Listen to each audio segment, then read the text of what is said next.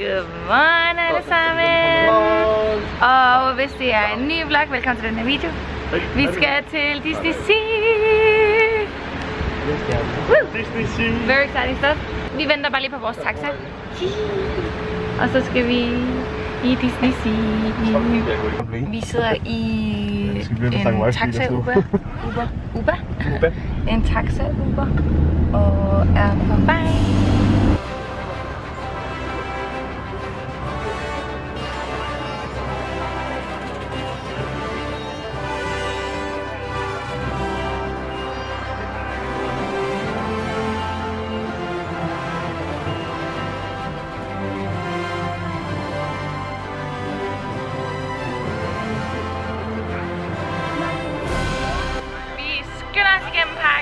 For at komme hen til Indiana Jones, fordi den havde 2 timers ventetid i går. Så hvis vi kan nå den her til morgen, klokken 8:15, så kan vi være heldige, at der ikke er 2 timers ventetid. Det er lidt målet.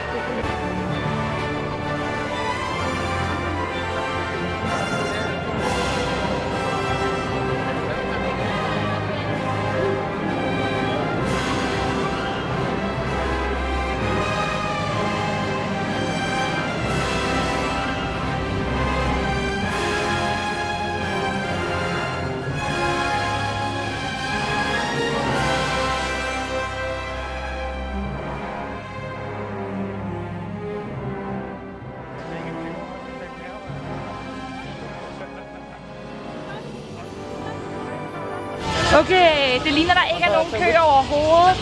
Og med tanke på, at der var 2 timers kø til Indiana Jones i går, så er det seriøst perfekt timet, at vi starter med den her.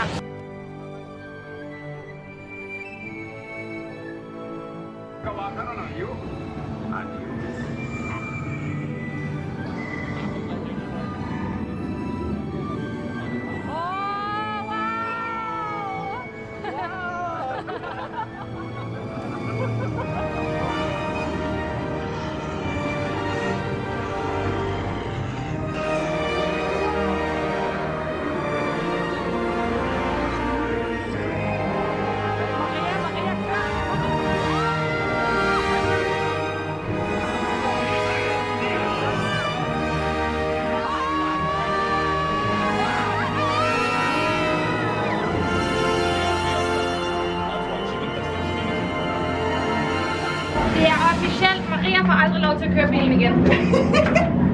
Fast forward til når vi får bil, og Maria hun kører. Og vi alle sammen bare skriger. Hey, jeg er overnede, jeg har undgivet den der store sten. Nå, ja det gør det. Flot. Flot. Jeg har undgivet den der store sten. Nå, hvad for en var det, vi skal prøve nu? Den der hedder Soaring et eller andet. Jo, hvad er det? Det er bare Raging Spirit. Nå, Raging Spirit. Det er nogle sure ånder. Ja. Det er dig, der har gjort dem sure. Nej, det er Maria mis med den kørsel. Det er Maria mis med den kørsel der.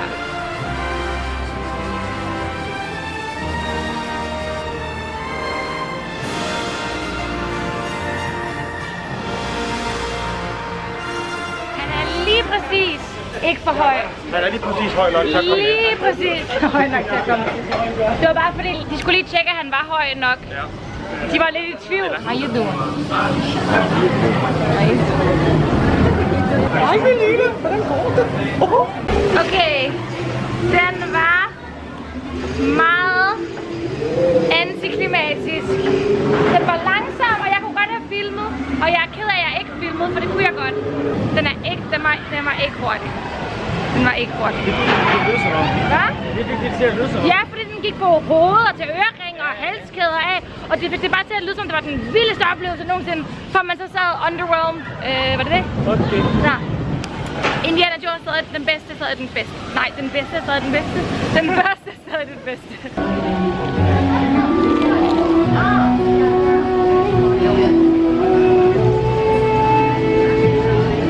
Den her er sygt god. Dem vi fik i går var ikke gode. Det var med æblesmag. Den her smager noget chai. Den er meget god.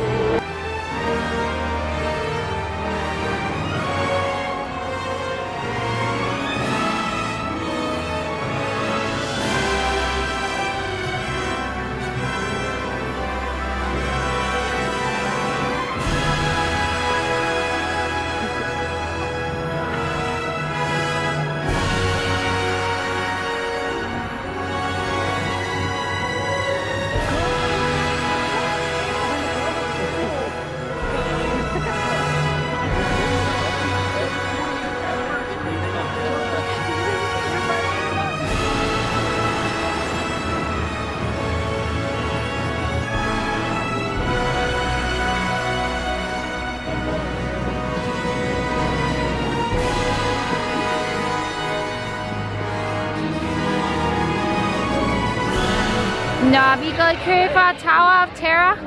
Det er et frit fald spøgelseshus. Det er min død. Din død? Nej. Chili popcorn.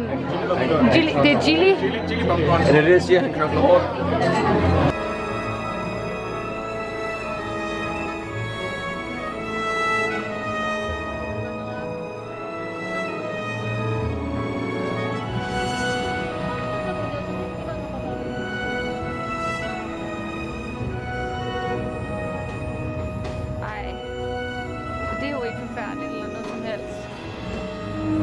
Jeg overlevede også kun lige, ikke? Jeg har lige grædt lidt, men jeg er good. Den var seriøst fucking sjov. Den er 10 ud af 10. Can recommend. 10 ud af 10.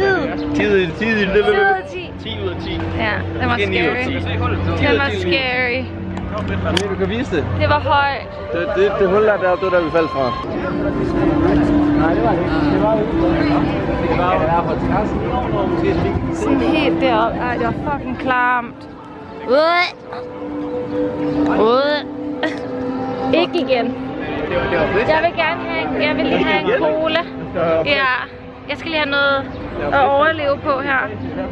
Det var fucking sjovt. Det var fucking scary. Maria Mis, den var ikke uhyggelig. Men det var frit fald. Det var bare frit fald. Nej, tak. Men du sidder bare fast med en sikkerhedssele. Ja, jeg græd lidt, men jeg er good nu. Som du kan sige det. Jeg græd lidt, men jeg er good nu. Jeg er good nu.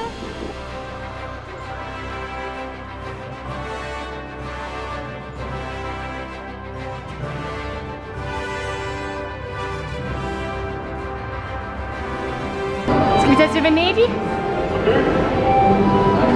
Hvorfor er du så morbid, altså? Det siger de hver gang, ikke også? Men jeg tror bare, at de gerne vil slå mig ihjel. Det er Lone kender, mand. Lone? Alle kender Lone. Ja, det er jo Lone. Det er jo Lone.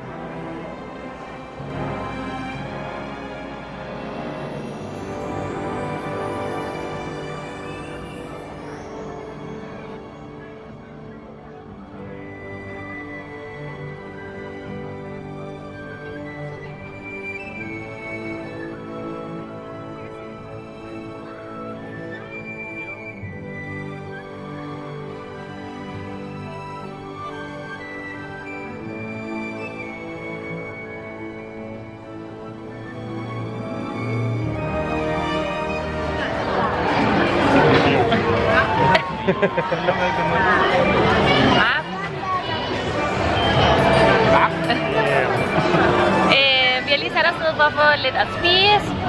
Vi fandt endelig pomfritter til Ali, som vi kunne finde tidligere. Og jeg har købt nye ører.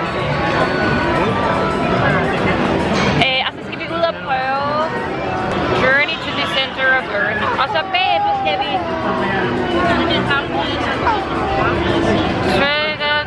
Under the Sea. Under the Sea.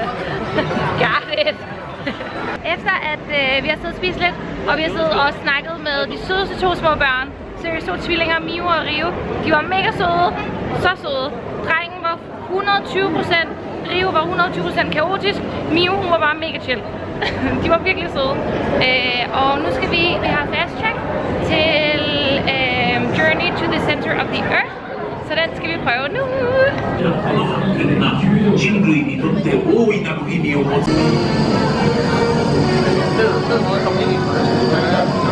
Det var der mange af, sådan en fed måde at komme ind i politiet på.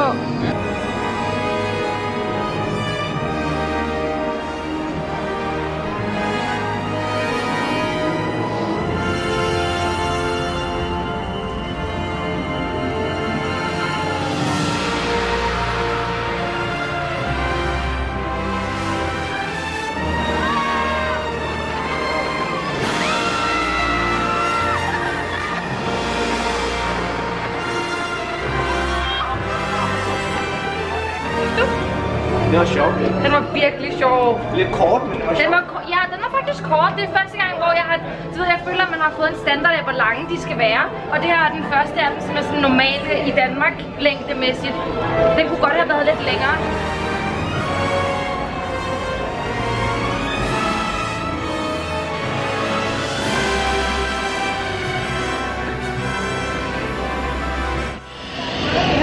Hvad skal vi ned og prøve? Hvad var den hed? Jeg ved det virkelig ikke. 20.000 som Under the Sea. Under the Sea. Ja, det kan jeg se.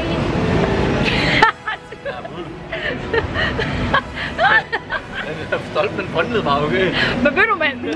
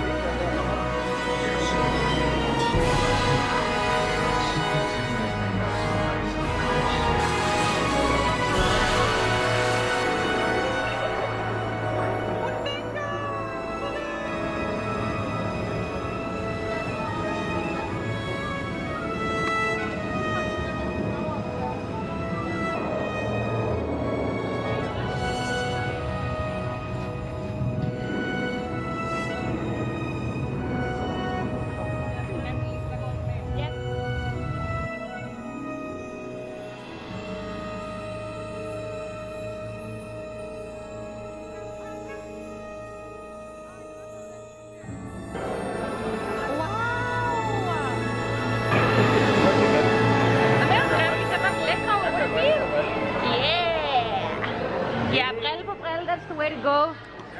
That's the way to go. Oh yeah boy. Nå, jeg fik ikke lov til at filme ind i den der, men den var sygt sjov. Slækking han vandt over mig, vi endte op med sig sammen. Slækking han fik 184 eller 86.000, og jeg fik 124. Men min accuracy var bedst. Jeg havde 37% accuracy, og Slækking havde 31. Mange tak. Det kan godt være, jeg er langsom, men jeg rammer. Ja. Det kunne være sjovt at se, hvor mange skud man havde fyret af. Actually. Det kunne have været rigtig fedt at se. Ja.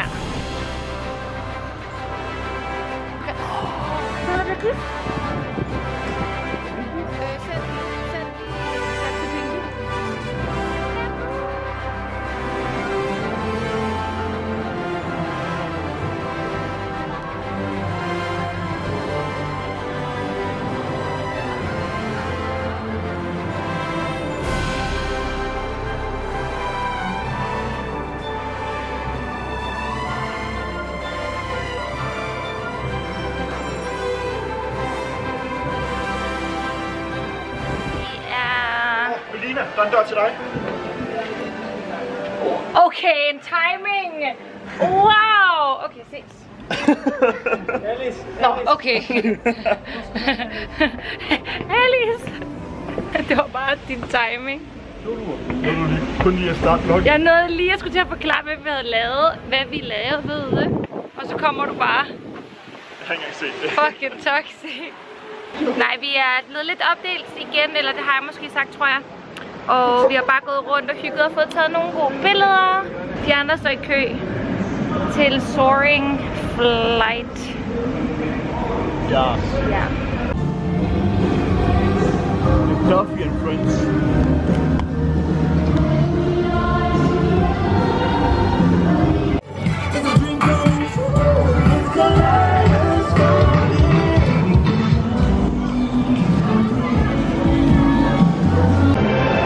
Okay, vi har været her hele dagen. Og klokken er været 6 eller sådan noget lige om lidt, tror jeg. Men jeg har ur på. Det var 10 over 6 før. Var den det? Den er halv 7. Åh gud, den er halv 7! Gud, der er en time, der er forsvundet fra mig. Jeg ved ikke, hvor det var sådan hen. Og vi har major ondt i fødderne alle sammen. Undtagen Ali. Undtagen Ali, ja, men det er fordi Ali han er bare vant til at stå meget på arbejdet. Det er true. Så det er jo klart, at han ikke er lige så ondt som os andre. Vi andre har major ondt, og vi vil finde en taxa eller Uber eller sådan et eller andet hjemme af. Jeg har fået købt gaver til vikarmåtsene. Jeg har ikke fået købt gave til Søholm endnu. Men jeg skal nok finde en gave til ham, inden vi tager hjem. Men det bliver ikke herfra i hvert fald, fordi der er slet ikke noget med Star Wars. Så nu må vi se. Bye bye. skal vi tilbage på hotellet. Og måske lige op og skifte eller et eller andet. Og så skal vi ud og have ramen. Tror de andre havde fundet et sted, der var tæt på hotellet. Så vi kan få noget ramen. Jeg synes, det er exciting, for det vil jeg rigtig gerne have. Og jeg er sulten, så det vil være perfekt. Nå, vi er lige hurtigt kommet tilbage. Jeg har lige sat mit hår op med min nye hårlæstik, fordi nu har jeg taget ørerne af. Og vi skal ud og have noget ramen. Og så skal vi sådan set bare slutte dagen af. Så det er ramen-tid.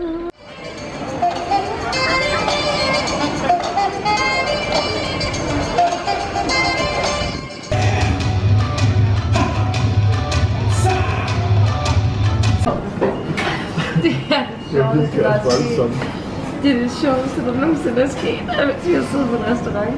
Vil du forklare, hvad der sker? Altså, jeg troede virkelig, at han sad skid. Altså, jeg troede, han sad skid. Men vi kommer ind. Vi kommer ind. Og Langebror er sådan så tættest på toilettet, og du snor lige at nævne det. Og så er der bare en derude, som kaster op. Sådan virkelig voldsomt kaster op. Og vi sad alle sammen bare. Jeg troede det ikke. Det skal siges, at han kan stoppe de sidste 10 minutter. Jeg ved ikke, hvordan der er mere væske og med substans i hans mave. Altså, jeg synes, det er en meget autentisk oplevelse. Det må man sige. Meget autentisk. Jeg ved heller ikke, hvordan hun ikke er helt færdig. Hun har grint lige siden. Jeg kan ikke lade det. Det er fucking sjovt.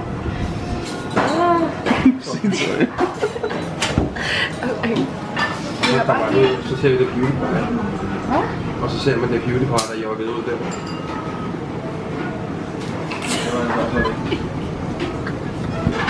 Godt ikke, det er lukket der. Slægning. Går du hen og lukker den? Jeg synes, du skal tage vloggen med. Autentisk oplevelse. De kan direkte ud. Ja, det gør det. Det er stik ind, stik ud, stik af. Det er det virkelig. Stik ind, kaste op, stik af. Kan du lukke noget derfra? Jeg har ikke lyst til at trække vejret.